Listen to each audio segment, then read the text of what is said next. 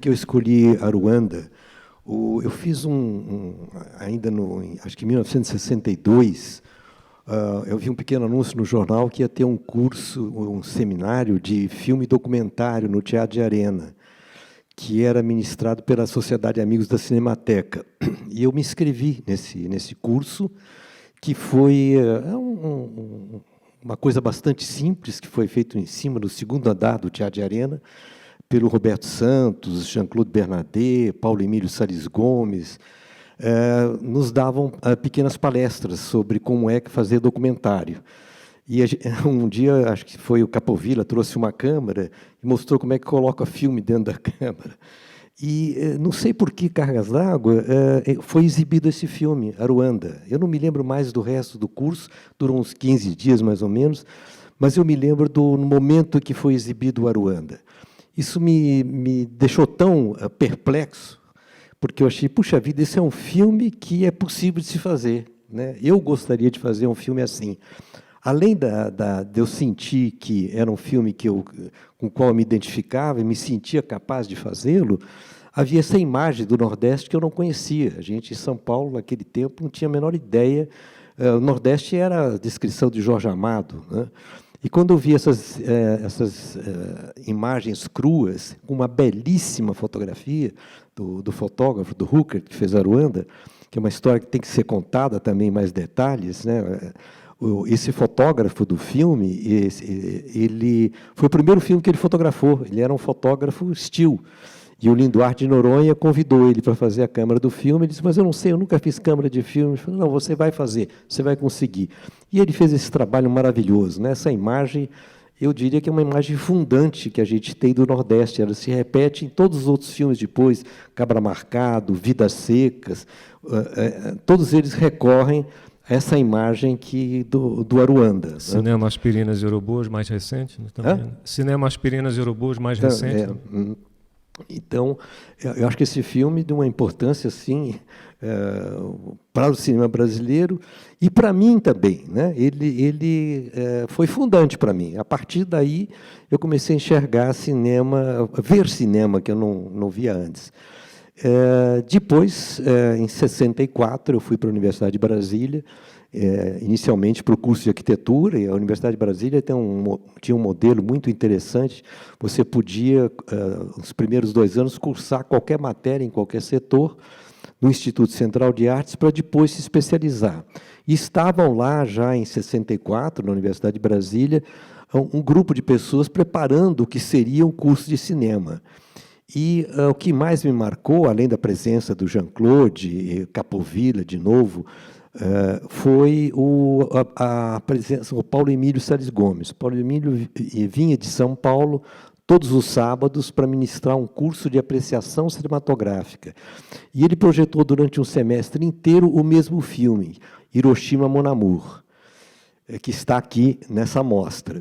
E Hiroshima Mon Amour, de 64, era um filme novíssimo, né? Era um filme assim, surpreendente em todos os sentidos, né? Da linguagem da Nouvelle Vague, e que estava começando a acontecer naquele tempo.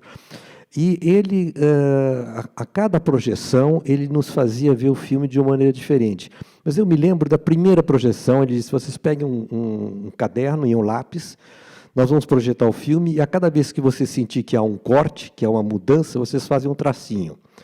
Projetou o filme, passou o filme, acendeu a luz, aí você, quantos tracinhos você fez? Eu fiz 120. Você, 30. E o outro, eu fiz 400. Quer dizer, havia uma disparidade total do olhar das pessoas, cada um via o filme de uma maneira diferente. Então, ele começou a nos ensinar a ver um filme, né, observar um filme. E isso é uma aula que vale para mim até hoje, né? Eu assisto um filme observando os cortes. Me lembro do Paulo Emílio falando, aqui tem um corte, né? E as projeções foram se sucedendo, o roteiro, a música, os personagens, enfim, e sempre havia problema, era uma projeção muito precária no auditório da Universidade de Brasília. Aí ou não tinha, o som não funcionava, ou a lâmpada do filme quebrava, a cópia não sei o quê. Aí um dia o Paulo Emílio era muito engraçado, ele chegou e disse o seguinte, olha, o projetor é novo, a lâmpada está nova, está tudo perfeito, só tem um detalhe, o filme não veio. Bom, você já viu o filme tantas vezes, vamos imaginá-lo, né? Então ele deu a aula a gente imaginando o filme, foi a melhor coisa também que aconteceu. Bom, isso contando rapidamente por que Aruanda e por que a Universidade de Brasília. Você falou uma coisa em relação a Aruanda, que é um filme que te pareceu possível de ser feito, né? Eu acho que no período de formação de muitos artistas, cineastas, existem alguns filmes que são inspiradores como uma ideia de cinema, e tem outros que podem te mostrar que aquilo você talvez poderia realizar, né? O Hiroshima, ele é um filme que te pareceu possível de fazer ou ele enriqueceu uma ideia maior de cinema? Como é que funciona o Aruanda e o Hiroshima que vem dessa fase de formação? Não, o Hiroshima abriu outras portas para mim, né? Que eu não tinha pensado na época que eu vi Aruanda, né? Então, é aquela coisa, quando eu vi Aruanda, eu achei que eu podia fazer. Quando eu vi Hiroshima, eu achei que falta muito para eu fazer um filme. Estou longe disso ainda, né? O que foi muito bom também, que me obrigou a pensar, a aprender, a estudar e a ver mais filmes, né? Então, acho que esses dois extremos, o Aruanda e o Hiroshima, se complementam, né, na minha formação cinematográfica. Chegar agora para o Burden of Dreams, revendo o filme agora, pensei muito na sua própria experiência de filmar, de registrar aquela região. Como é que te bate o filme hoje e também na época que você viu pela primeira vez? Existe uma diferença de percepção do que Herzog fez, do que ele provocou, do que ele viveu em relação à sua experiência na Amazônia? Como é que esse filme te bate hoje em 2022? Quando eu vi, na época, o filme, eu fiquei impressionadíssimo, né? O filme foi mais, eu achei ele mais forte, mais interessante que o próprio Fitzcarraldo, né? Que eu já gostava muito.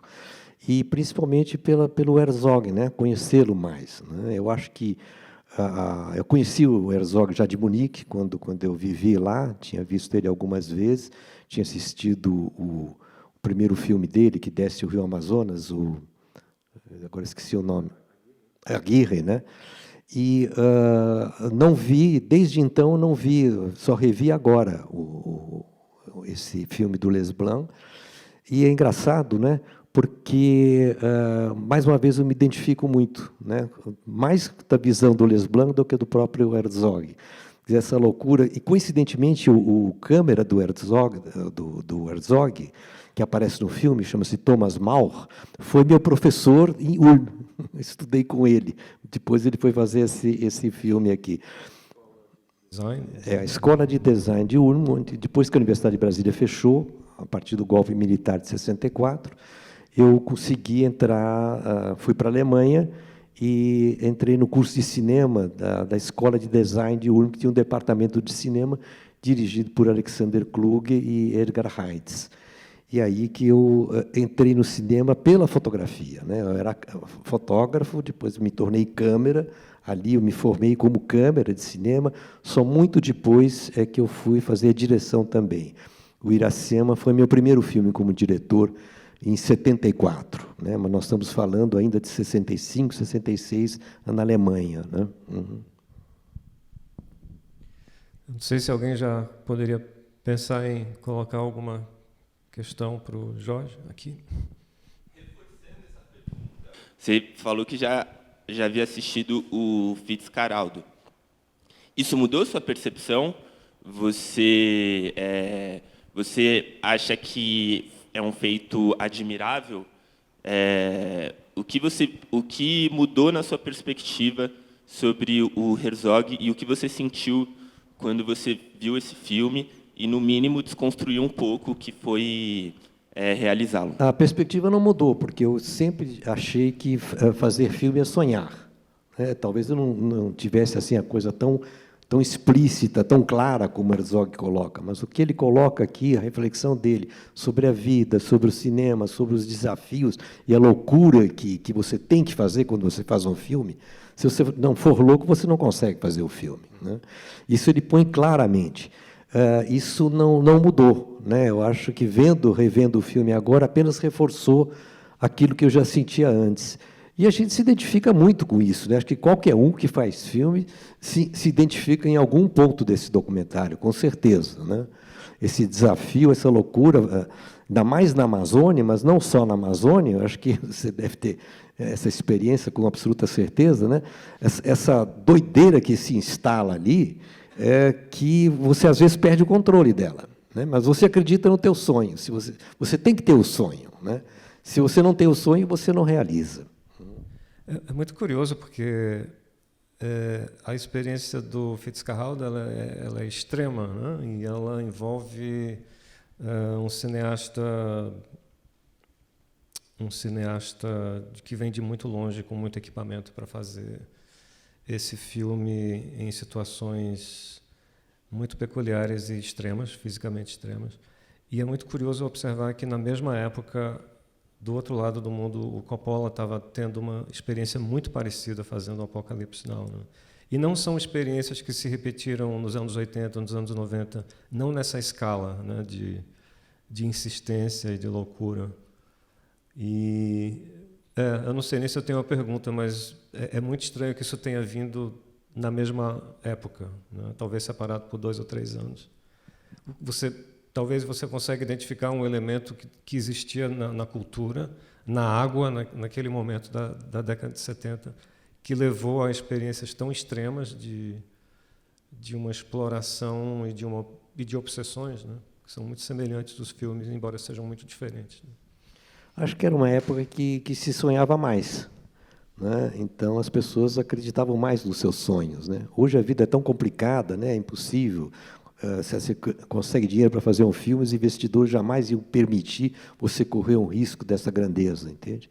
E o Coppola correu um grande risco também. Eu diria um risco tão grande, talvez até maior do que o Herzog, o dinheiro envolvido lá, né? Então eu acho que o sonho não acabou, mas ele mudou. Eu mesmo também, exatamente nesse período, em 84, eu fiz uma loucura, claro que numa escala muito menor, mas eu tentei subir o Pico da Neblina, né? E também aconteceu, eu não consegui chegar lá, né? E essa história, né, eu tenho ela toda registrada, é um filme que está em projeto, né? Eu vou retrabalhar isso, né?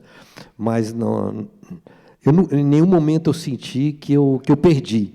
Eu falei, não, isso aí não deu certo fisicamente, não consegui subir o Pico da Neblina, mas o sonho, esse se realizou. Eu queria saber quais teriam sido as surpresas, quais foram as surpresas, os acasos que fizeram Iracema ter sido o que foi, o sucesso que foi o filme. O Iracema também foi uma série de coincidências, né, que se somaram, que são coincidências e também não são, né? As coisas acontecem porque você estava lá no momento certo e provocou isso, né? Eu não acredito que um acaso sozinho faz um filme ou faz esse filme acontecer. Mas foi uma sequência de acasos. A história do Iracema começou quando eu ainda era fotógrafo. Eu trabalhava para a revista Realidade e fomos fazer uma matéria na Belém, Brasília. O repórter me deixou esperando num posto de gasolina. Eu fiquei 2, 3 dias no posto de gasolina, observando o que estava acontecendo ali. Era em Paragominas, fica no meio da Belém, Brasília. Naquela época era de terra, isso foi em 68.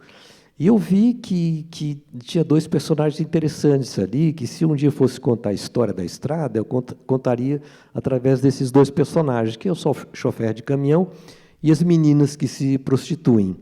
E outra coisa que eu observei ali também, que durante o dia era um posto de gasolina, com um lanchonete, era um posto de abastecimento. E à noite aquilo virava uma grande zona, com os mesmos personagens. Eu achei que isso aí era muito rico.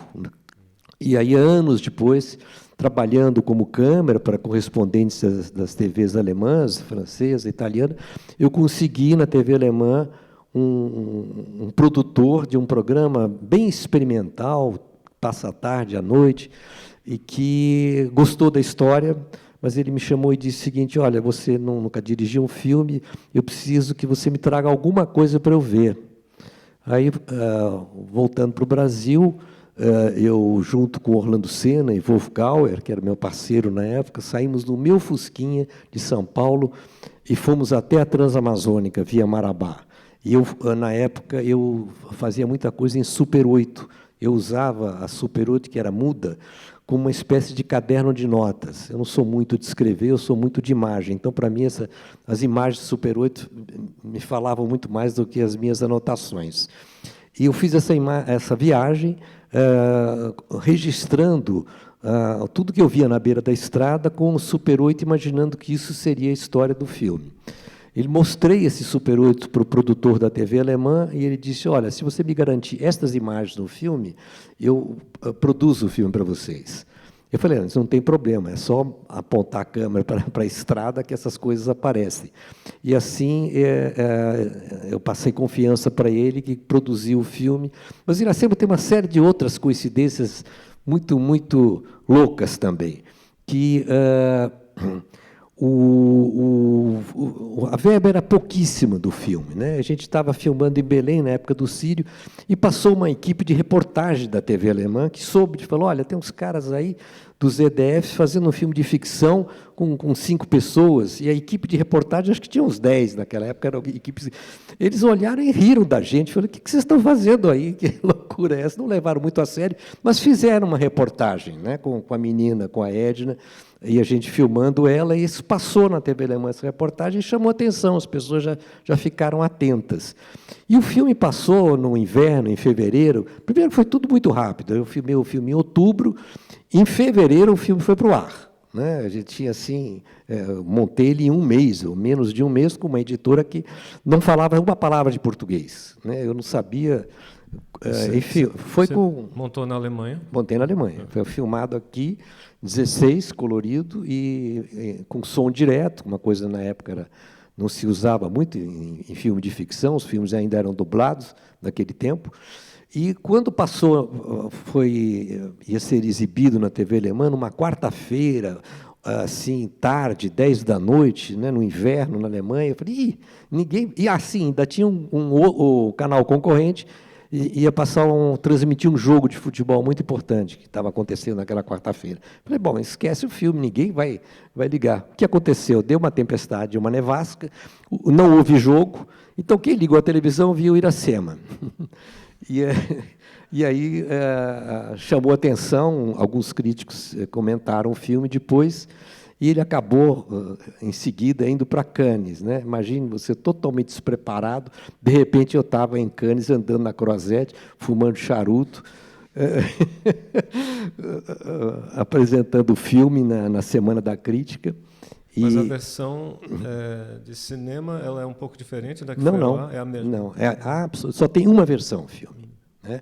Ele foi feito em 16, e o 16, quando você amplia para 35, você faz uma montagem de negativos, são duas, de banda A e banda B, por causa do corte.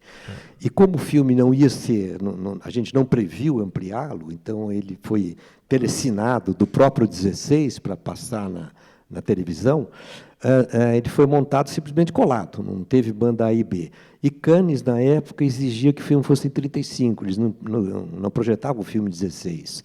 Eu tinha que ampliá-lo para 35, e, além de não ter dinheiro, não consegui nenhum laboratório que quisesse ampliar o filme sem a banda A e B. Eu consegui um laboratório na Inglaterra, com um preço que eu pude pagar, e foi tão bem feito que é a versão única do filme. Né? Todas as outras telecinagens que se fez posteriormente, a partir dessa ampliação 35 feita pelo laboratório inglês. Nenhum apoio do Brasil para esse filme passar em Cannes? Né? Não, o apoio era o contrário. Quer dizer, quando o filme passou na TV alemã e teve repercussão, nós estávamos em plena ditadura ainda, isso foi em 1974, 75, que ele foi para Cannes. Então, o adido militar da Embaixada Alemã do Brasil na Alemanha mandava sempre um telegrama dizendo que esse filme não é brasileiro, porque eu não tinha o CPD, o Certificado de Produto Brasileiro, porque eu não tinha o laboratório do Brasil, tinha só o da Alemanha.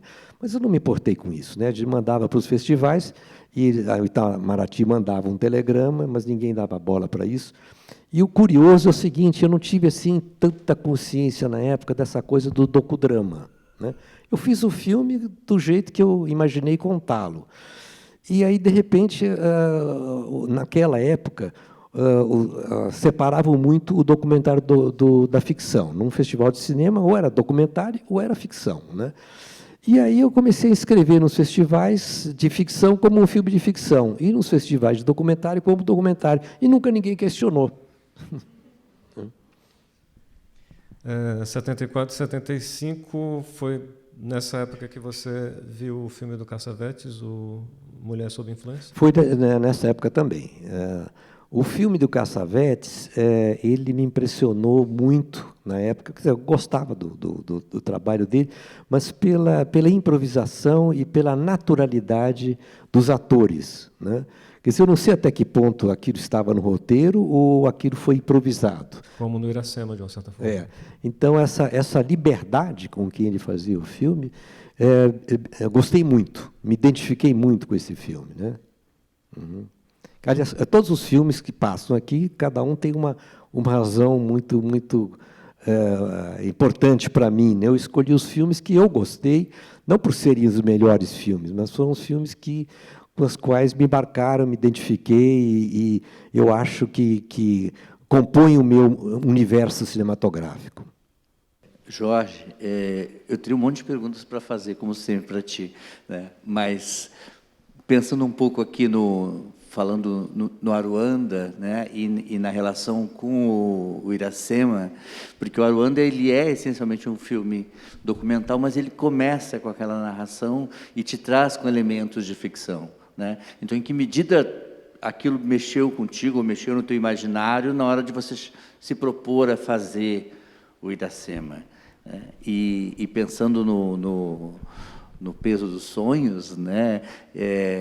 Nessa função de filmar na Amazônia, de certa forma, você já carregou muitos barcos ladeira acima, né? Morro acima, para poder fazer os filmes, né? Então, eu te pergunto assim, quais são os Fitzcarraldos, né, da tua história? Eu sei que tem alguns Fitzcarraldos, assim como o caminhão do Iracema, né? Em algum momento tu teve que fazer aquele caminhão andar, não é isso?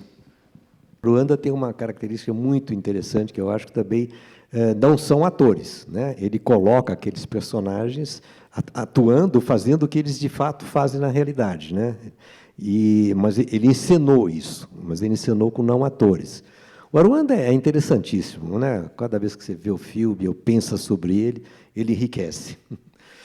O Iracema é a mesma coisa também. Eu coloquei os personagens atuando, mas atuando não no sentido de atuar, eles faziam o que eles são, né, na realidade.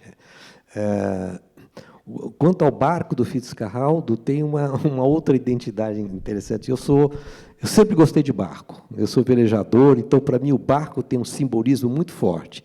Essa coisa de você atravessar uma montanha com um barco,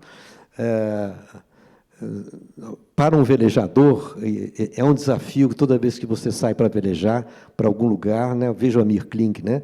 É muito parecido as histórias que o Amir Klink conta com as histórias do Fitzcarraldo, em última análise, né? Então, acho que o elemento barco, o desafio de você levar o barco para um lugar impossível, é uma coisa que já estava dentro de mim. Então, talvez isso fortaleceu a identificação da coisa. Mas eu acho que o mais forte é a questão do sonho mesmo. Eu acho que fazer cinema é sonhar, né? Talvez uma conversa um pouco não linear. Eu queria voltar um pouco para a coisa da anos de formação. Mas antes da Universidade de Brasília, você é de São Paulo, né? São Paulo, capital. Sou daqui mesmo. Eu queria te fazer uma pergunta sobre, de fato, memórias de início de vida mesmo, de infância, em relação ao cinema aqui em São Paulo. Primeiras exposições ao cinema. Algum filme que te marcou nesse período, até 10 anos, por exemplo? Não, na infância não. Os filmes... E uma sala de cinema aqui? Não era sala de cinema, mas eu comecei a me interessar na adolescência com a apresentação da Cinemateca. Eu tinha carteirinha de sócio agora não me lembro como é, Sociedade de Amigos da Cinemateca. Ainda era na Rua 7 de Abril, no edifício dos Diários Associados, onde funcionava o MASP. E então, no auditóriozinho do MASP, a Cinemateca fazia esses... Não eram cursos, mas eram ciclos de cinema, né, que eram apresentados, imagine, né, que privilégio, por essas pessoas que já foram citadas aqui, o Jean-Claude, Paulo Emílio, Capovilla, Roberto Santos, Cacá Diegues também, uma vez apresentou o 5 Vezes Favela. Né? Então, eu assisti o cinema novo, a Nouvelle Vague, até cinema indiano, ali nesses eventos patrocinados pela Cinemateca. Foi isso que me chamou a atenção para o cinema e que me formou, vamos dizer, na cultura cinematográfica. Bom, eu queria entender melhor, por eu ser universitário de cinema, entender melhor como foi a sua trajetória, né? Depois da universidade, depois você falou que ficou 10 anos como câmera, né, na TV alemã, até se tornar o diretor, né, fazer o seu primeiro filme. Como é que foi essa escadinha, né, para chegar lá? E, bom, depois de contar isso, queria pedir um conselho para quem está começando, que nem eu. Você tem que sonhar. Porque fazer cinema, uma vez num filme autobiográfico do Babenco, né, o personagem, o alto ego dele, pergunta para um professor mais velho o que é fazer cinema. E ele diz, fazer cinema é saber contar uma história. Você tem que ter uma história para contar. Né? Se você não tem a história, você não tem nada. Então, mas o que... sim, você me perguntou o que mesmo? A minha trajetória é mais complexa, né? Eu trabalhava como fotógrafo, né? Comecei a ter conhecimento de fotografia na Universidade de Brasília e depois que a universidade fechou, eu trabalhei na imprensa, trabalhei no Jornal da Tarde, na revista Manchete um pouquinho, até ir para a Alemanha. Mesmo na Alemanha, eu trabalhava também, fazia freelancer de fotografia para me manter. E comecei a fotografar filmes, né? Primeiro os filmes dos alunos lá da escola na Alemanha, e depois voltei para o Brasil e trabalhava com o pessoal da Boca do Lixo, o Reichenbach, o João Batista. Só que, naquela época, esse tipo de cinema marginal não pagava nada. Eu tinha que continuar fazendo fotografia, que eu gostava, para poder fazer câmera de cinema. Fiz Copacabana Me Engana, fiz Compasso de Espera, o Profeta da Fome. E eu gostei muito de me realizar como câmera, como fotógrafo de cinema. E a vontade de contar a minha história surgiu muito em função das coisas que eu vivi trabalhando para os repórteres das TVs estrangeiras. Eu falei, estou vendo tantas coisas tão interessantes que eu estou vivendo aqui, eu quero contá-las da minha maneira, né? E foi assim que eu tive a chance, né, como contei já para vocês agora, de fazer meu primeiro filme com o diretor, que foi o Iracema.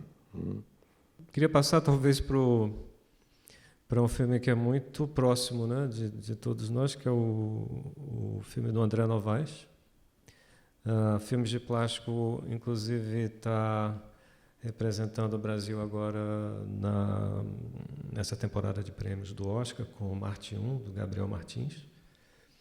E eu queria que você me falasse da sua relação com Ela Volta na Quinta. Não, eu ouvi a primeira vez o filme do Novaes no Festival de Brasília, quando ele apresentou o filme lá, e assim foi um impacto muito grande. Eu fiquei muito surpreso com esse filme, a naturalidade, aí entra o Cassavetes de novo na história, né? A naturalidade com que as pessoas transitam nesse filme. Ele colocou a família dele no filme, é o pai e a mãe de verdade que estão lá dentro, né? E eu achei fantástico, achei assim, uma coisa tão original, tão inusitada, tão boa, né? Tão convincente. E aí ficamos muito amigos dele, a minha mulher e eu, a Márcia, e acompanhei toda a trajetória dele, dos filmes de plástico, né? Os filmes que ele produz são tão bons quanto os filmes que ele faz, né? Que é o caso do Marte 1, né? Que é uma produção daquele grupo, daquele pessoal. Eu acho que são as pessoas que ele formou, né? Que ele criou ali dentro do filmes de plástico. Eles não viram ainda, vocês vão ver o filme Ela Volta na Quinta. É um filme que eu acho muito forte, muito impressionante, recomendo ver. Eu gostaria de perguntar, da sua visão, se você acha que em algum momento foi propício fazer cinema de arte no Brasil, no sentido de que parece que a gente está sempre falando como é difícil fazer cinema, como ou não dá dinheiro, ou as políticas públicas que são quase inexistentes. Se em algum momento foi possível fazer cinema de arte de modo tranquilo e como você vê o cenário atual? Não usaria a palavra cinema de arte, usaria a palavra cinema. E depois, nunca é tranquilo, né? Eu já vivi tudo, né? Quer dizer, vivi a época da Embrafilme, depois fecharam a Embrafilme, ficou anos o cinema sem recursos, mas as pessoas não deixaram de fazer seus filmes. Eu acho que a crise, vamos dizer, financeira, ou crise institucional dos órgãos que cuidam do cinema, está sempre em crise, né? Eu acho que a crise e o cinema andam juntos, fazem parte um do outro. Não existe o cinema sem a crise, não tem como, né? Isso não é impeditivo, né? Então, você faz cinema com algum dinheiro ou também faz quase sem dinheiro, né? Muitos filmes foram feitos com pouquíssima verba ou quase nenhuma, né? Eu mesmo já fiz filmes que eu mesmo usei o celular e depois fui me virando para conseguir complementar o filme. Eu acho que não a crise, vamos dizer, institucional do cinema não é um motivo para não fazer. Queria acrescentar uma informação que é importante.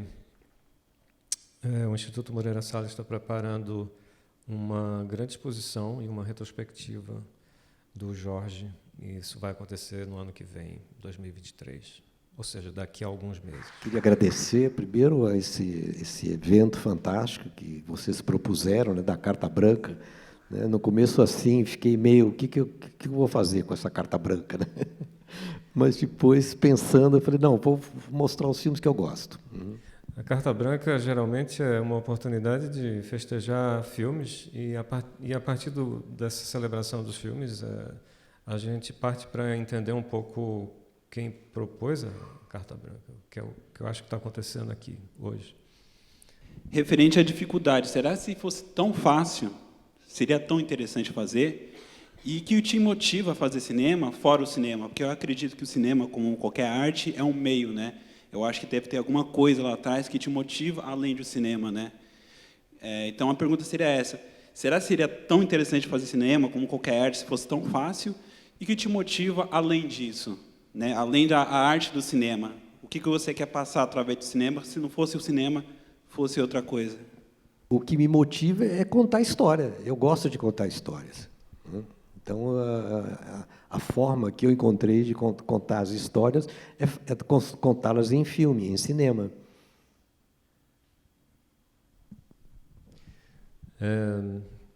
Na sua lista tem também um filme bem recente, um filme americano chamado Nomadland, da Chloe Zhao, que é um filme...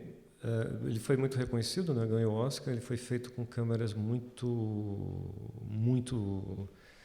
modernas e pequenas, e foi feito de uma maneira que talvez não, com certeza 25 anos atrás não seria possível fazer, né? Não com o tipo de custo que o filme teve. E eu queria que você falasse um pouco sobre a sua relação com o Nomadland, esse filme.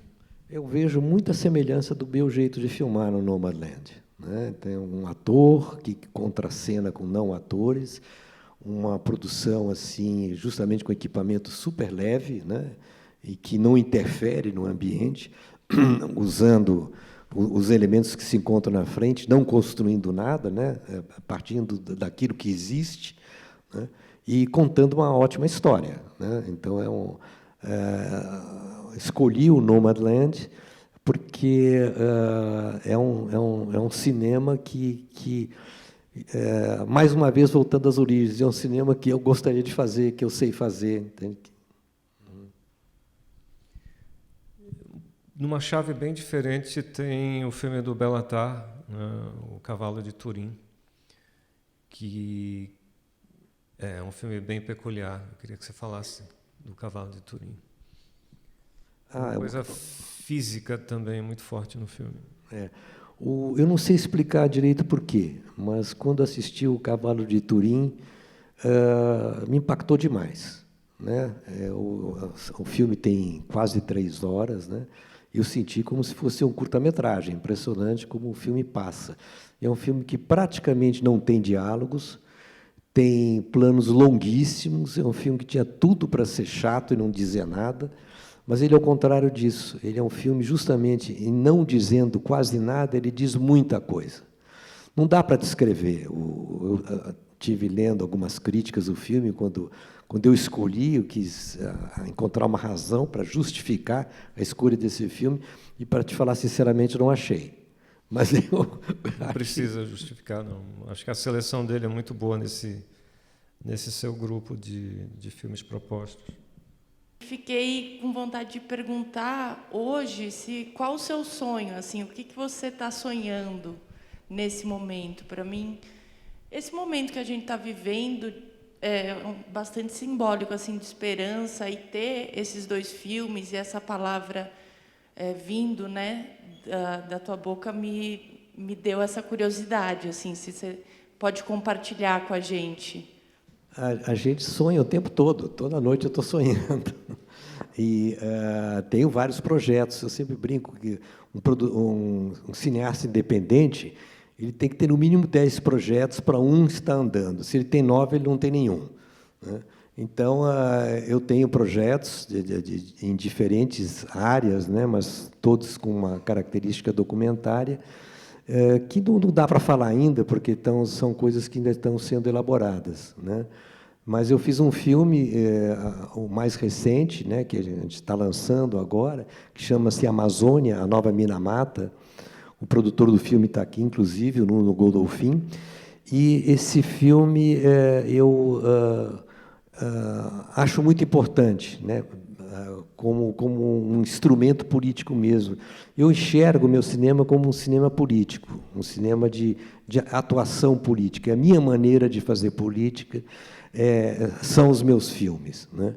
E, nesse filme, a gente faz uma comparação com um desastre ambiental que aconteceu na cidade de Minamata, no Japão, onde houve um derramamento de mercúrio.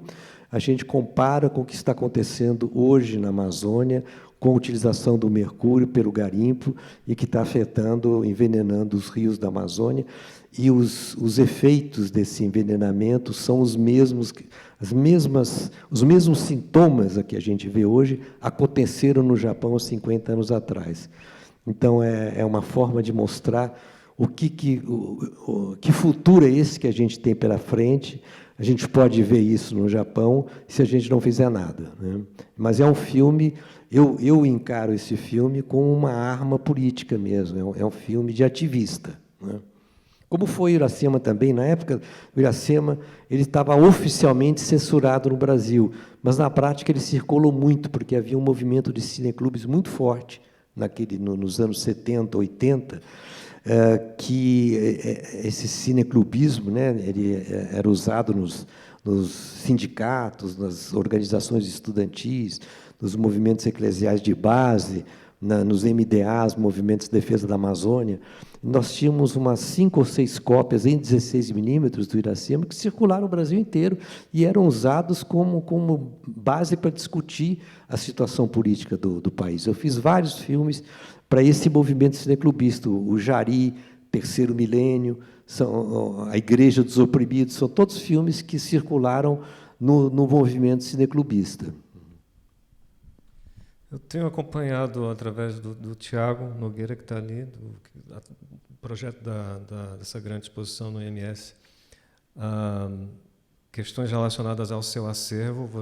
Eu poderia talvez dizer que você é um dos cineastas que tem um acervo, em grande parte, organizado.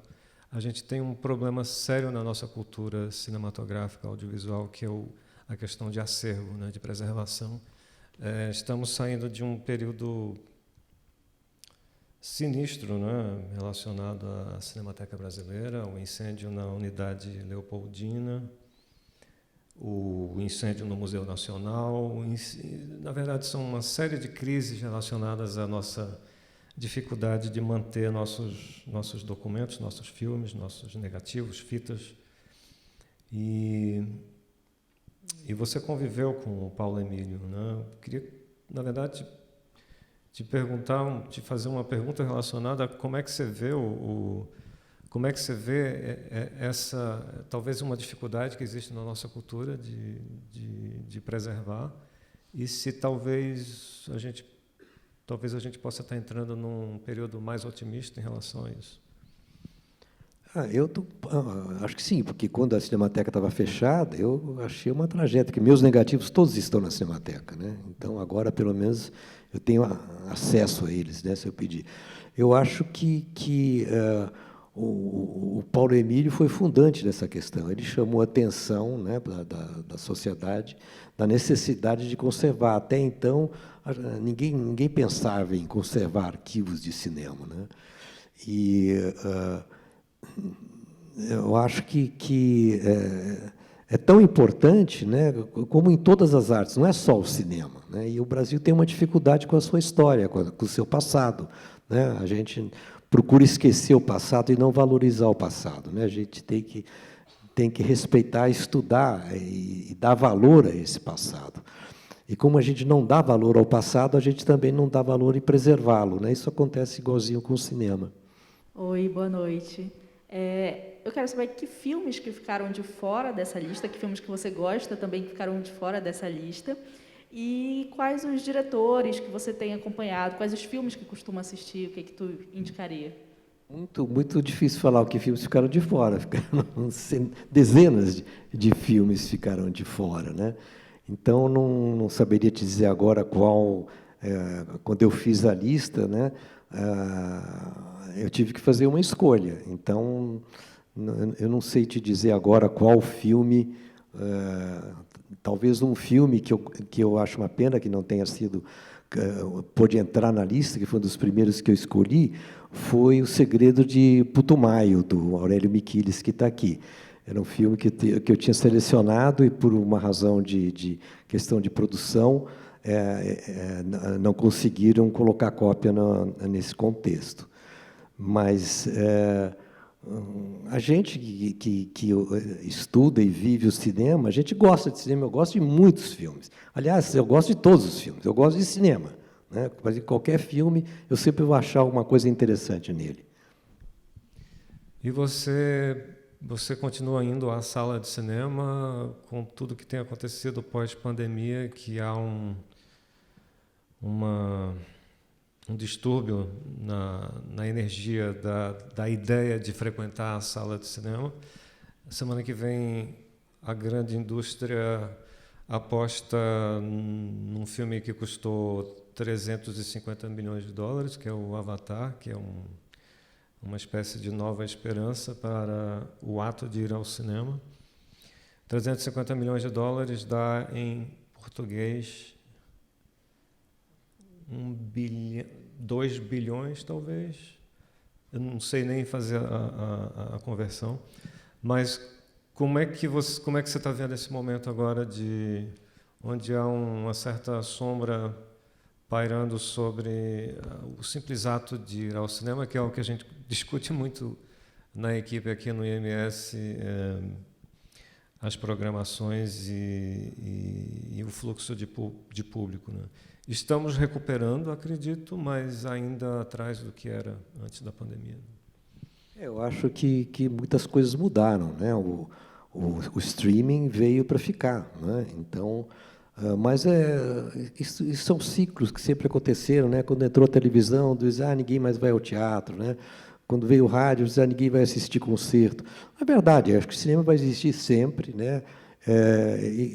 Os dois vão conviver, né? Agora, se a gente vai atingir o público que atingia antes, não sei, né? Não saberia te dizer. Eu, naturalmente, como cineasta, adoro ver o filme projetado, né? Apesar de ter uma televisão boa lá em casa, com som bom, mas é outra coisa. E eu não tenho ido assim em sessões de cinema normal, porque por causa da minha idade, ainda tenho medo, né, de sair com o público, mas eu tenho assistido bastante filmes nas mostras, nos festivais, né? E isso me dá muito prazer, né? Então, eu acho que qualquer cineasta sonha em poder ter o cinema de volta na tela grande. Eu queria te perguntar sobre livros, livros que te marcaram ao longo da sua vida, ou recentemente alguma coisa que você leu que te impactou muito, assim, em termos de ficção, um romance.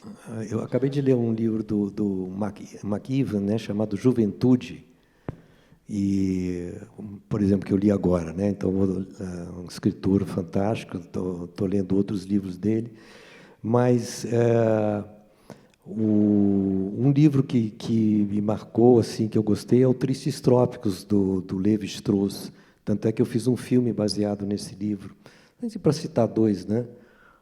Eu queria saber, assim, que você já esteve num lugar de ser inspirado por filmes e por grandes diretores, né? O Cassavetes, que você falou, e os próprios filmes que você escolheu te moldaram, né? E como é saber que existem pessoas que foram moldadas pelos seus filmes também? Acho que é o caminho natural, né? A gente vai ficando mais velho, né? E então os mais novos se inspiram em trabalhos nos quais eles se identificam. Acho que esse é um processo natural, assim como eu me identifiquei com os filmes, a minha geração, com filmes da geração anterior. Esse é um processo contínuo, né? Acho que a gente fica naturalmente muito satisfeito de saber que teus filmes inspiram, né? Isso mostra que os filmes têm alguma consequência, não foi apenas fazer o filme, mas que o filme passou uma mensagem, essa mensagem tocou as pessoas, isso deixa a gente muito, muito satisfeito. Mas a gente tem que continuar trabalhando, não é porque um filme te deixou satisfeito e dizer, agora chega. Isso não existe. Acho que um cineasta faz... Enquanto ele estiver respirando, ele está fazendo filmes. O meu sonho é ser como o Manuel de Oliveira, que morreu com 104 anos, devendo 5 filmes. Bom, é uma honra para mim, pessoalmente, em nome do Instituto Moreira Salles, ter o Jorge Bodansky aqui com a gente, falando sobre os filmes, muitos filmes, os filmes dele, a vida dele. E eu queria agradecer também a presença de vocês e a presença do Jorge. Muito obrigado, Jorge, por ter vindo aqui, por ter aceito o convite. Obrigado.